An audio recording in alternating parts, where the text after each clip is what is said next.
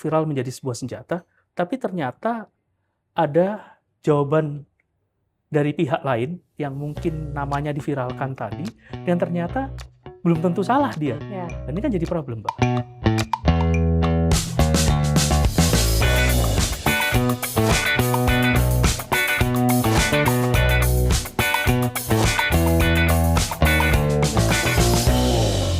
What's up everyone, balik lagi bersama gue Lulu di sini yang bakal ngebahas soal Pancasila lagi di special series Pancasila Uncensored. Wah, seru banget. Kemarin kita sudah sampai sila ketiga nih, sekarang kita masuk ke sila keempat. Yang kemarin pembahasannya udah sangat-sangat seru dan relate banget ke kita. Dan sekarang pastinya gue masih ngebawa yang keren dan seru di sini narasumber kita, yaitu Pak Foky Fuad. Halo Pak, kembali lagi kita Pak. Apa kabar Pak? Sehat selalu ya Pak? Alhamdulillah, saya Wah, selalu malu. selalu semangat ya Pak bahas tentang Pancasila ini ya Pak ya Alhamdulillah, pastinya. saya Wah, selalu. oke. Teman-teman nih juga banyak banget nih Pak yang udah penasaran nanya-nanya juga kemarin aku lihat di kolom komentar. Jadi Oke. hari ini kita bakal bahas soal sila keempat. Oke. Oke, nah guys, kalian tuh pernah nggak sih lagi nongkrong nih Pak, teman-teman Gen Z nih, kalau lagi pada nyari tongkrongan, apalagi nyari makan, itu ya Allah Pak, lama banget, bisa 1 Oke. jam sampai setengah jam lah ya. Iya. Yang satunya pengen sate, yang satunya pengen sushi, yang Oke. satunya cuma pengen ngopi-ngopi aja gitu. Aduh itu udah ribet banget gitu Pak. Apalagi nggak kebayang banget nih, dulu nggak kebayang banget Pak, kalau misalnya itu ada untuk satu negara gitu Pak. Kita satu tongkrongan aja bisa 1 jam. Gimana ngurusin satu negara? Gimana ngurusin soal masa depan satu negara gitu ya Pak. Itu pastinya kompleks banget nih gitu. Nah, balik lagi Pak ke situ, semua orang tuh kadang kepengen didengar gitu. Cuma nanti tuh kadang-kadang once kita udah didengar, kita mager untuk dengerin balik. Kayak tadi Pak, teman-teman dulu tuh biasanya kalau misalnya udah oke nih, ya udah kalau misalkan gak ada yang milih, kita pilih sate deh, makan sate. Tapi tiba-tiba yang satunya nggak puas, nggak terima gitu. Kita nggak mau untuk ngedengerin balik gitu. Semua orang pengen ngomong, semua orang pengen menang, dan semua tuh ngerasa opininya paling valid sendiri gitu Pak. Itu relate banget nih Pak ke teman-teman. Nah pertanyaannya, emang demokrasi kita tuh cuma sebatas perang jumlah suara Pak? Atau menang voting doang gitu? Atau sebenarnya ada esensi yang jauh lebih krusial dibandingkan itu Pak? Hari ini kita bakal bahas tuntas soal makna sila keempat di tengah dunia yang serba viral dan serba ego pengen menang ini itu ya. Oke Pak, jadi aku masuk ke pertanyaan pertama nih Pak. Sekarang tuh kalau misalnya kita beropini itu kadang-kadang kita melihat masanya viral enggak gitu. Akhirnya kita jadi ikut-ikutan aja dan menganggap sesuatu yang viral itu selalu dianggap benar Pak gitu. Padahal kita tuh nggak tahu itu sebenarnya benar atau salah gitu. Termasuk kita voting sesuatu dan lain sebagainya untuk di politik, kita juga seperti itu gitu ya. Apa yang sekarang lagi diomongin di sosial media gitu. Sebenarnya demokrasi itu emang cuman urusan adu banyak suara atau sebenarnya kita nyari siapa yang paling bijak sih? Baik, ada sebuah hal menarik kalau kita melihat konsep-konsep di dalam demokrasi, Pak ya. Ada semacam perubahan gitu ya, kalau kita lihat. Di dalam konsep yang dibahas tadi Mbak bilang, misalnya ini sebenarnya majority melihat ke sana atau melihat dari sisi mana? Ataukah kebenaran itu ukurannya apa? Gitu ya. Kebenaran itu ukurannya apa? Nah, kalau kita melihat pada jiwa dari musyawarah sendiri ya Mbak ya, dalam nilai-nilai kulturalnya Mbak ya, sebetulnya musyawarah yang digagas secara kultural sesuai dengan yang dimaknai di dalam gagasan-gagasan musyawarah dalam Pancasila itu sendiri, itu mengandung sebuah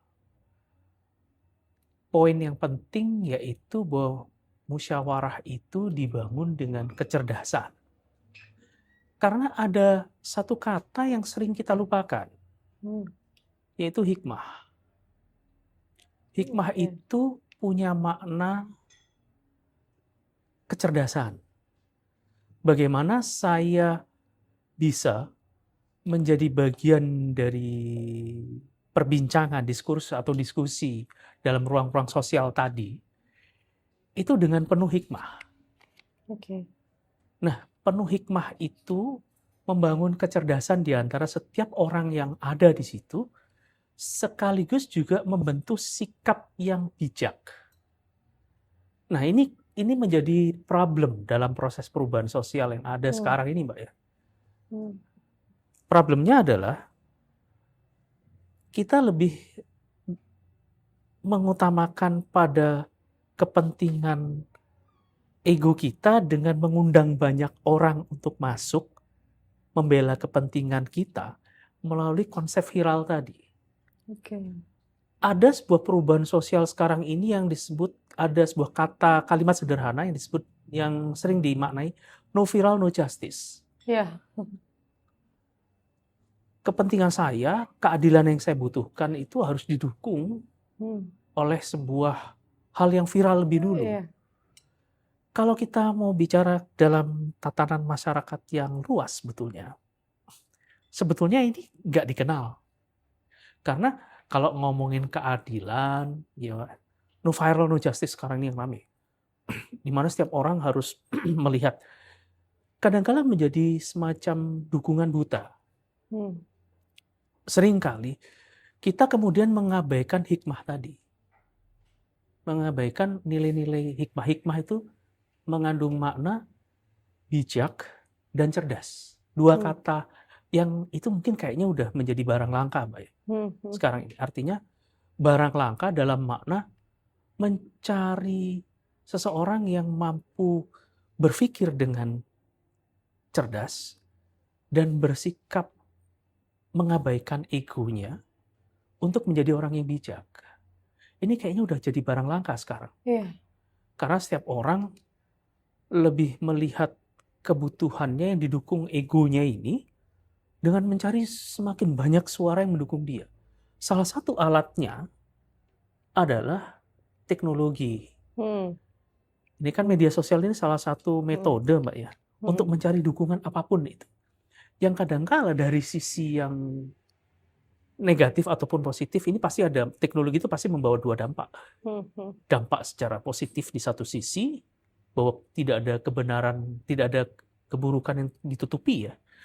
Tapi juga membawa dampak yang lain, yang juga tidak kalah sudah tidak kalah besarnya, yaitu bahwa kebenaran itu kadang-kadang menjadi buta. Karena kita terbawa oleh sebuah psikologi massa yang mendorong kita untuk secara membabi buta untuk membela seseorang. Padahal sebetulnya kebenaran itu sendiri itu kan tidak mengikuti banyaknya orang sebetulnya. Kebenaran itu akan tetap benar walaupun didukung oleh satu orang, dua orang misalnya. Itu tetap menjadi benar. Benar itu tidak bisa disalahkan oleh siapapun berdasarkan pada jumlah suara yang ada misalnya. Sehingga musyawarah yang dibangun sebetulnya itu melihat adanya makna kecerdasan yang harus disisipkan, yang harus dibangkitkan, yang harus menjadi ruh dari rasa kebersamaan kita ya Mbak ya. Bahwa kita harus bermusyawarah sebagai sebuah metode, tapi musyawarah itu tidak membabi buta yang kemudian mengakibatkan friksi dan konflik misalnya. Tapi juga membangun semacam rasa jiwa yang bijak. Mana sih yang bijak? Nah, bijak itu bukan berarti mau menang kan, Mbak? Bijak itu juga berarti kita bisa menahan diri, tidak meluapkan ego kita, agar kita bisa menjaga kerukunan di antara kita. Ini bukan pertarungan ego sebetulnya, Mbak. Ini bukan pertarungan ego, tetapi lebih pada bagaimana saya bisa mengendalikan diri saya, menjadikan diri saya lebih bijak. Saya tahu mungkin saya merasa saya benar, tetapi kebenaran itu kan juga mungkin bisa dirasakan oleh orang lain. Nah ini yang kadang-kala orang lain yang merasa benar juga mungkin punya punya ego yang sama, sehingga yang terjadi adalah pertarungan kebenaran. Nah, ini kalau kita lihat anak muda Gen Z, ini kan ketika dia ingin mengungkapkan sesuatu, kemudian dia merilis melalui media sosial, itu kan potensinya juga bahaya. Apakah pasti mendukung atau justru berbalik menjadi menyalahkan? Itu kan juga berbahaya. Karena teknologi itu jadi dua, seperti pedang bermata dua, yang bisa menyelamatkan, menolong, atau bahkan sebaliknya bisa membunuh seseorang. Bukan berarti membunuh fisiknya, tetapi membunuh jati dirinya, membunuh nama baiknya juga kan. Itu juga harus diperhatikan. Karena kadangkala kita nggak bisa mengontrol apa yang terjadi di media sosial itu. Bijaknya hilang, kecerdasannya juga kita tidak paham bagaimana, tetapi ini bisa punya potensi untuk menggalang psikologi massa yang begitu masif untuk menolong atau tidak menolong. Kadang-kala kan menarik, Mbak. Setelah memviralkan sesuatu, karena viral menjadi sebuah senjata, tapi ternyata ada jawaban dari pihak lain yang mungkin namanya diviralkan tadi, dan ternyata belum tentu salah dia. Dan ini kan jadi problem, Mbak. Akhirnya orang yang mendukung kemudian, loh ternyata sana juga benar gitu. Nah, ini kan jadi bias, Mbak, sekarang, Mbak. Kebenaran itu jadi bias. Makanya menilai kebenaran itu bukan sekedar sejauh mana saya bisa mendatangkan banyak orang untuk mendukung saya, tetapi sejauh mana saya bisa menekan ego saya dan menjadikan saya lebih bijak. Dengan kemudian saya mencoba untuk membangun kecerdasan itu. Makanya dalam musyawarah kan bukan adu otot, tetapi dalam musyawarah bukan adu ego ya. Tetapi bagaimana kita menjadi bijak di antara kita yang bermusyawarah. Bagaimana kita bisa menekan diri kita bahwa ini bukan untuk kepentingan saya loh, tapi juga untuk kepentingan bersama di antara sesama kita. Nah, itu yang harus disadari saat ini, khususnya ya bagi generasi muda, adik-adik Gen X, apalagi Gen Alpha yang sebentar lagi akan menggantikan Gen X ya. Itu yang diperlukan saat ini sih, Mbak, menurut saya. Oke, Pak. Nah, itu gimana sih Pak sebenarnya ya Pak? Tadi Bapak sudah berkata ya, itu memang seperti jadi rantai gitu ya, akan terus-menerus seperti itu. Orang-orang akan terus mendukung karena ada virality gitu, the hype of virality itu sendiri gitu kan ya Pak. Nah, kadang-kadang tuh orang tuh juga akhirnya jadi gak mencari solusi beneran gitu Pak. Ikut-ikutan aja. Gimana ya Pak cara memberhentikan rantai itu mungkin Pak dalam segi pendidikan mungkin Pak yang harus dilakukan tuh apa ya Pak? Ini bukan hal yang mudah ya, di mana kemudian teknologi digunakan sebagai senjata untuk menyerang orang. Artinya dengan teknologi itu kemudian seseorang menganggap ini sebagai sebuah senjata, dan itu mematikan, Mbak. Senjata itu benar-benar mematikan. Karena dia bisa menghancurkan nama baik seseorang ya. Kita lihat ya. Tetapi bagaimana kita bisa membangun sebuah kecerdasan di satu sisi, dan bagaimana kita bisa menekan ego, karena hikmah itu mengandung makna bijak. Gitu ya, secara filosofis tentunya. Nah, dibutuhkan sebuah pemahaman, dibutuhkan sebuah pendidikan, dibutuhkan sebuah mata rantai yang tidak putus, bahwa kita perlu membangun kesadaran untuk terus mau meningkatkan kualitas diri kita agar kita tidak mudah terjebak. Ini nggak mudah, Mbak. Jujur aja, orang kalau kita hanya mengisi taraf kognisi aja nih, kita hanya ngisi isi kepala aja nih, tetapi kita kemudian ego kita kadangkala juga bisa keluar karena tidak mampu menahan hasrat untuk bisa menghancurkan orang. Itu juga bahaya, Mbak. Didukung oleh kecerdasan akal, tetapi tidak didukung oleh kecerdasan emosional, itu kan jadi bahaya, Mbak. Ini yang bisa kemudian meruntuhkan masyarakat luas ya. Karena merubah persepsi orang itu bisa dengan teknologi itu tadi. Ini bisa jadi senjata untuk membentuk sebuah persepsi atau bahkan meruntuhkan persepsi. Nah, ini yang bahaya. Yang bahaya. Salah satunya bagaimana kita tidak mudah terjebak oleh sebuah persepsi tadi ya. Yang tadi pernah saya diskusikan di pertemuan sebelumnya, prejudis itu. prasangka-prasangka buruk itu tadi. Kan ini membangun prasangka namanya. Nah, bagaimana dengan kecerdasan, dengan menekan ego, kita tidak mudah terperangkap oleh adanya tadi.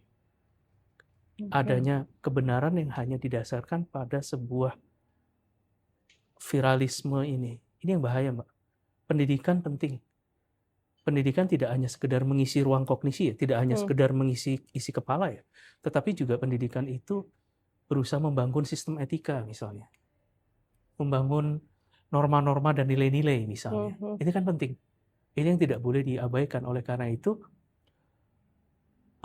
nilai di dalam Pancasila yang sekarang bagi saya adalah perlu dibangkitkan, itu adalah nilai-nilai moralitasnya. Nilai-nilai moralitasnya itu yang harus difahami gitu, Mbak. Bukan Pancasila itu sebetulnya bukan sekedar bicara tentang hafalan misalnya, bukan sekedar bicara tentang kemampuan penguasaan hafalan dan sebagainya, tetapi bagaimana kita bisa menyerap nilai-nilai yang ada, kemudian bersikap, bertindak sesuai dengan nilai-nilai yang kita sepakati. Itu tadi. Karena terkandung di sila keempat itu kan terkandung hikmah. Nah, hikmah itu yang tidak setiap orang kemudian muncul hikmah itu dia. Iya. Benar, Pak. Dan itu berkaitan juga ya, Pak, dengan yang sekarang tuh kita tuh melihat di sosial media gitu ya, melihat tokoh politik tuh udah jadi kayak nge-bias idol K-pop gitu, Pak. Jadinya gitu. Jadi tuh kayak loyalty parah gitu, Pak. Mau kayak gimana pun tokoh politik itu akan tetap dibela gitu ujung-ujungnya. Nah, padahal di sila keempat ini tuh sebenarnya apa sih, Pak? Apa fungsi rakyat tuh harus loyal buta atau justru harus berani ngoreksi wakilnya, Pak? Yang sebenarnya memang mungkin serasa seperti itu ya. Tapi kita nih Gen Z ini juga bingung gimana cara kita tuh harus ngoreksi wakilnya tanpa harus takut gitu, Pak. Iya. Ini jadi problematik sekarang ini. Kalau dalam konteks politik misalnya, Mbak ya, filosofi tentang Pancasila dengan konsep musyawarah dengan hikmah misalnya, itu kan basisnya tetap pada nilai yang utama. Kata pertama di dalam sila keempat itu kan kerakyatan, Mbak. Kerakyatan itu mengandung sebuah makna ontologis bahwa setiap tindakan, setiap perilaku saya itu selalu berbasis pada rakyat itu. Di mana saya berpikir, di mana saya kemudian bersikap, dan bagaimana saya menentukan posisi, hingga kemudian saya mengambil sebuah keputusan dan tindakan, itu basisnya itu selalu pada kepentingan rakyat. Nah, ini yang harus disadari gitu, bahwa ketika seseorang menyatakan dirinya mewakili kepentingan rakyat, maka dia selalu kembali kepada konsep dasarnya itu. Dia menjadi wakil yang penuh hikmah, seorang wakil yang bijak, seorang wakil yang cerdas, di mana kecerdasan itu dan segala kemampuan yang dia miliki itu selalu diupayakan, selalu diusahakan, selalu ditujukan untuk kepentingan rakyat itu tadi. Nah, yang terjadi kan kadangkala dalam prakteknya seringkali kan menjadi bias. Bias antara kepentingan partai politik di sisi yang lain. Karena itu kemudian menjadi benturan nih. Sebetulnya saya duduk di sini mewakili kepentingan partai saya, ataukah kemudian mewakili rakyat yang seharusnya itu fundamental ya. Ini kan kemudian si wakil sendiri menjadi bias dalam bersikap gitu. Kemudian rakyat merasa tidak terwakili.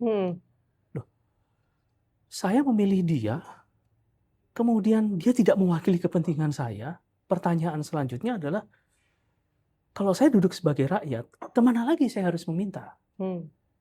Kemana lagi? Nah, ini kan nggak mudah, Mbak. Di sistem yang sudah mengarah pada konsep yang lebih liberal, itu kan gagasan tentang hikmah sendiri kemudian menjadi kehilangan maknanya nih, ya kan? Apakah dia sadar apa enggak sih bahwa ketika dia menjadi wakil di parlemen misalnya, atau nggak usah parlemen lah, Mbak, wakil dimanapun, wakil dimanapun ya, mewakili kepentingan yang dia wakili. Sebetulnya dia membawa kepentingan siapa? Apakah dia membawa kepentingan dirinya sendiri? Ataukah membawa kepentingan orang yang sebagian orang yang dia wakili? Itu. Kan tujuannya ini harus kembali kepada dasarnya dulu. Jangan sampai kemudian dia sendiri menjadi bias. Ini sebenarnya gue wakilin siapa ya? Saya ini sebenarnya mewakili siapa sih sebetulnya? Nah, ini yang bahaya, Mbak. Karena kepentingan itu tetap dikembalikan pada nilai kerakyatan tadi. Nilai kerakyatan itu kan penting, Mbak, untuk difahami. Penyelesaiannya dilakukan secara musyawarah. Musyawarah dilakukan secara hikmah. Itu yang harus ditumbuhkan kembali kesadaran itu. Berarti kita sebagai wakil rakyat ataupun kita sebagai rakyatnya sendiri ya kita kembalikan lagi ke nilai kerakyatan gitu ya Pak. Kita harus juga berani mengkoreksi juga wakilnya yang tidak amanah atau tidak menguntungkan tidak menjunjung nilai kerakyatan gitu ya Pak ya bisa sebenarnya jadi ya, seperti Pak. itu. Bisa jadi seperti itu karena basis sikap tindaknya ya kalau memang masih menganggap bahwa Pancasila itu dikatakan secara filosofis sebagai dasar pijak, ya kembalinya ke situ, Mbak. Kembalinya ke situ. Dan dia sendiri harus menjadi orang yang hikmah. Baik, Pak. Kalau begitu kita masuk nih Pak ke pertanyaan-pertanyaan netizen. Yang kemarin juga sudah kita banyak pembahasan juga dan ternyata rame nih Pak kolom komentar. Ada dari @Amaralaksmi.